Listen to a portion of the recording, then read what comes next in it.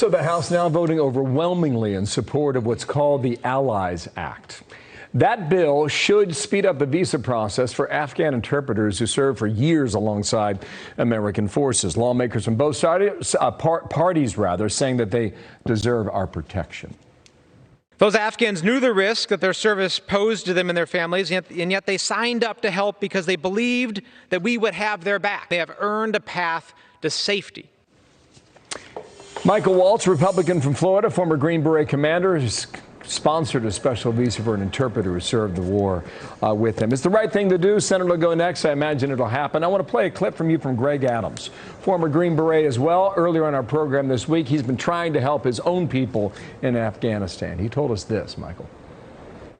He was a key advisor for me every single day. He sat there with me making decisions about how we would work with the local population, how we would keep our troops safe, and how we'd accomplish the mission. So we're talking about 18,000 Afghans with an additional 50,000 family members.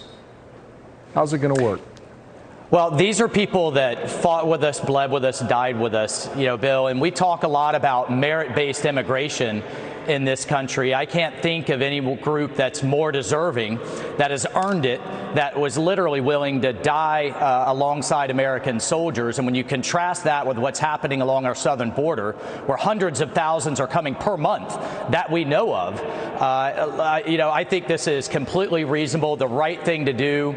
It's not just the right thing to do morally. From a national security standpoint, if we have to go back, we have to send our soldiers back, which Biden's own intelligence community is saying Al-Qaeda and ISIS can come roaring back in the wake of a Taliban takeover.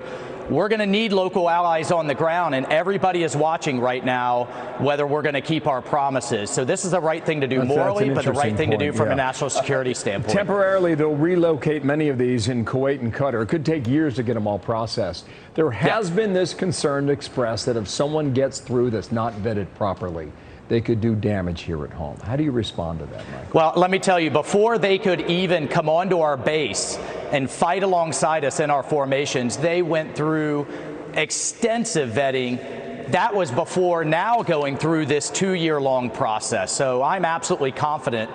And again, to explain the foot dragging from the Biden White House on this program, yet when they shrug their shoulders on the southwest border, really just doesn't make sense to me. These folks have been extensively vetted. They've earned the right, and we have to keep our promise. On the Senate side, this needs to get through. Senator Paul blocked a similar measure a few weeks ago because he said, these Afghans need to stay in their villages and deal with the Taliban. That's kind of like saying people need to stay in the witness protection program or get out of the witness protection program and go improve the mafia. These people are being hunted down as we speak. I lost one that was found with American documentation. He was taken back to his village and beheaded along with half of his family. So that's what's at stake here, and we need to get him out. Michael Waltz, thank you. We'll see what happens in the Senate when it comes up very soon. Thank you for your time. All right. Thank you so much. Sure.